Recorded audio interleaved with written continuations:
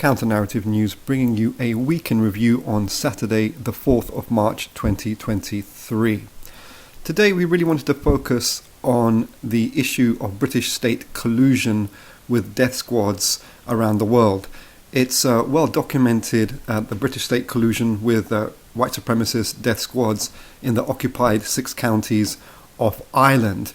And considering the recent news around Shamima Begum and also the Manchester Arena bombing, both of which point clearly to direct British collusion with these violent white supremacist gangs, it's important that we understand the broader pattern of behaviour of the British state and government in this regards.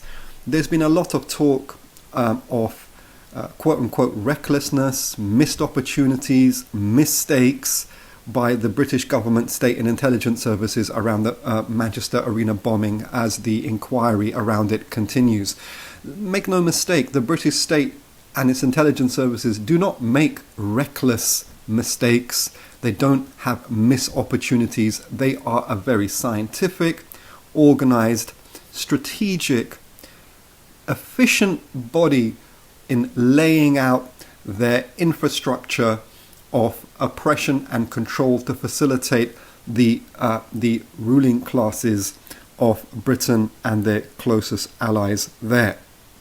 Shamima Begum was trafficked by a violent gang leaving Britain into Turkey and into Syria, despite her local MP contacting the British authorities and the police before she left with her 2 friends at the age of 15.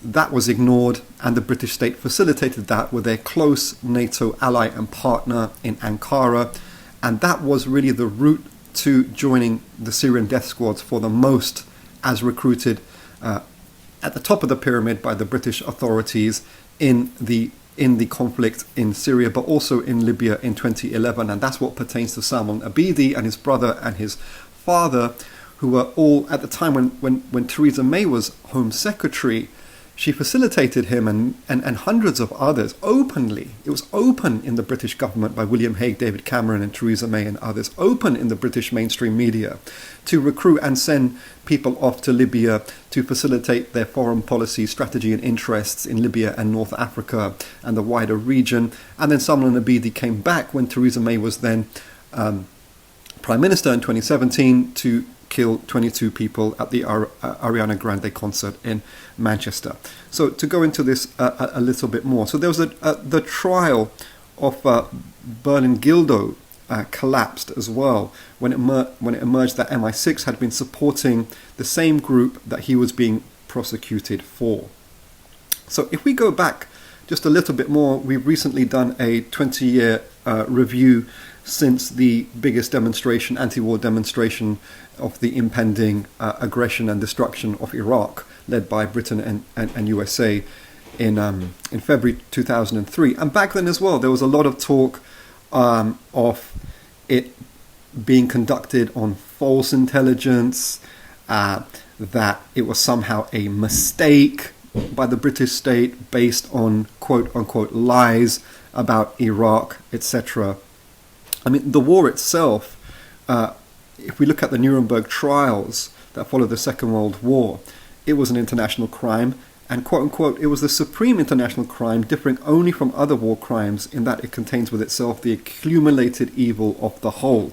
So the Nuremberg trial is very much relevant to the way in which Britain and US conducted its conflict there. And to develop the point, it wasn't intelligence failings, around the 45-minute claim that Iraq could target British troops in Cyprus, etc. It was actually that the intelligence services carried out their job very perfectly.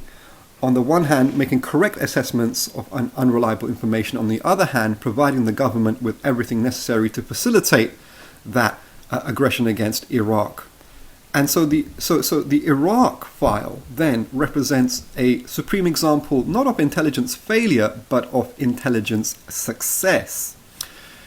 A previous British Foreign Minister, Philip Hammond, admitted several years ago that 800 British citizens had gone to join the anti-government violent movement in Syria, with at least 50 of which were known to have been joining Al-Qaeda or Daesh or wrongly named Islamic State, etc. The British security intelligence community, we were led to believe, was simply unable to stop them. Opportunistic political opponents blame such shocking statistics on incompetence, whilst the government and its supporters increasingly weave them into an argument for greater powers and resources for the security services, as we can see now with the Manchester inquiry as well. The intelligence services are feigning apologia and missed opportunities, quote unquote, and they'll do all of this to try and seek more support for them and more resources to continue their scam. In December 2013, it emerged that MI5 had tried to recruit Michael Adebolajo, one of the killers of Fusilier British soldier Lee Rigby. Just a few weeks before his murder, actually, the intelligence services tried to recruit Adebolajo. Adebolajo had been on the radar of MI6 and MI5 for over a decade. He'd been under surveillance in no less than 5 separate MI5 investigations, including one specifically to watch him. He was known to have been in contact with senior Al-Qaeda in the Arab Peninsula, based in Yemen, and he'd been actually arrested by the Kenyan authorities on a speedboat on the way to Somalia with 5 other youths, where they were suspected of hoping to join another supremacist militia, Al-Shabaab. The Kenyans were furious when they handed him over to the Brits, only for him, as Adebolajo, to be turned loose, presumably to continue with his recruitment activities as directed by the British intelligence services. Then another case, 17-year-old Asil Mutana left his home in Cardiff to join a violent gang in Syria that was fighting the Syrian state and government. Mutana's brother Nasser had left 3 months earlier, and his family were worried that Asil would try to join him, so they confiscated his passport, informed the police and the authorities. The police kept the family under close scrutiny. They even arrived at his house at 5 p.m. the day he left for Syria, to be told he hadn't been seen since the night before. He boarded a flight at 8:35 p.m. that night, used alternative travel documents issued by the Foreign Office. His family were horrified that he'd been allowed to travel without a passport despite all their warnings. An incredible case. A similar case occurs in June 2015, when 3 sisters from Bradford travelled to Syria, some echoes of the Shamima Begum and her 2 teenage child companions here. So in June 2015, 3 sisters from Bradford travelled to Syria. It's thought to join Daesh again, taking their 9 young children with them. Again, the family had been under intense scrutiny by the British police ever since their brother went to join Daesh in Syria earlier that year. And far from being aware of the risk of their recruitment, counter-terrorist police were apparently emerged deeply complicit in their recruitment. A letter from the family's lawyers said that they were, quote-unquote, alarmed by the police allegedly having been actively promoting and encouraging contact with a brother believed to be fighting in Syria. Start of quote, "It would appear that there has been a reckless disregard as to the consequences of any such contact on the families of those who we represent," end of quote, the lawyer said, and continued, quote, "Plainly, by the NECTU, that's the Northeast Counterterrorism Unit, allowing this contact, they have been complicit in the grooming and radicalizing of the women," end of quote from the lawyers. Very clear there. October 2014 sees the trial of the infamous Mazen Beg for various terrorism-related offences. Beg admits to training British recruits in Syria, but in his defence, he made the incendiary claim that MI5 had explicitly given him the green light for his frequent visits in a meeting they had arranged with him. MI5 admits it was true, and the trial collapses. Also, Beg is linked to supremacist death squads in Libya, particularly of the Libyan Islamic Fighting Group, old US-British proxies conducting violent attacks and systematic persecution of black people and lynching there as well. 6 months later, BBC Radio broadcasts an interview with Ayman Dean, a founding member of Al-Qaeda who was subsequently recruited by MI6 as a spy. Part of his work for MI6, he alleges, involves encouraging young, impressionable Muslims to go and join the ranks of Al-Qaeda. Then in June 2015, Abu Montasir, known as the godfather of British jihadis, so-called, thought to have recruited quote-unquote, thousands of British Muslims to fight in Afghanistan, Kashmir, Burma, Bosnia and Chechnya, several of which Beg was actually also involved in violent actions there. And he admits that the British authorities facilitated him there as well. Anyway, so Montesar explains that he came back from fighting in Afghanistan to, quote-unquote, create the link and clear the paths. I came back from war and opened the door, and the trickle turned to a flood. I inspired and recruited, I raised funds, and I bought weapons, not just a one-off, but for 15 to 20 years. Why I have never been arrested, I don't know, end of quote, he says. That same month, a second trial collapses for the same reason as Mars and Beg's. Berlin Gildo, as aforementioned, has been arrested in October 2014 on his way from Copenhagen to Manila. He was accused of attending a training camp and receiving weapons trainings, as well as possessing information likely to be useful to a so-called terrorist project. The Guardian reports that the prosecution, quote-unquote, collapsed at the Old Bailey after it became clear Britain's security and intelligence agencies would have been deeply embarrassed had a trial gone ahead. In January 2016, it was revealed that Siddhartha Dar travels to Syria in September 2014, whilst on police bail for terrorism offences. The sixth time he has been arrested for terror-related offences, but not long after, MI5 tried to recruit him. The police demand he hand in his passport, but did not follow it up, despite the fact that he was revealed live on BBC morning television, no less, that he would, quote-unquote, love to live in the Islamic State, end of quote. He later posted pictures of himself posing with guns in Raqqa, in the well-known former Daesh stronghold, the well-known former northern Syrian capital of Daesh, and is suspected of being in the so-called, quote-unquote, new Jihadi John video, appearing in a Daesh video executing suspected spies. The original Jihadi John, so-called, British Kuwaiti Mohammed Amwazi, had also been well known to the British security services, having, just like Adebalajo and Dar, apparently been offered a job by MI5.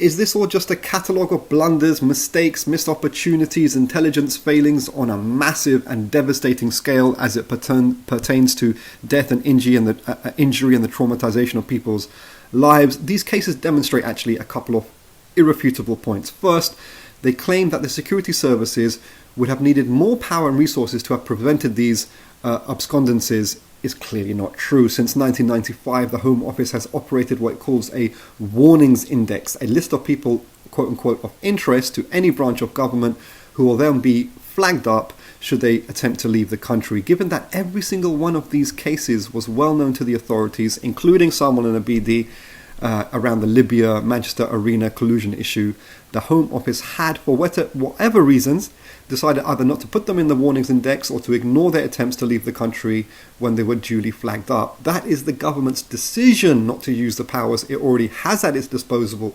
to prevent those at the most extreme risk of joining the Syrian insurgency from doing so. Secondly, these cases show that British security and intelligence community clearly prioritize recruitment of violent so-called quote-unquote Islamists, i.e.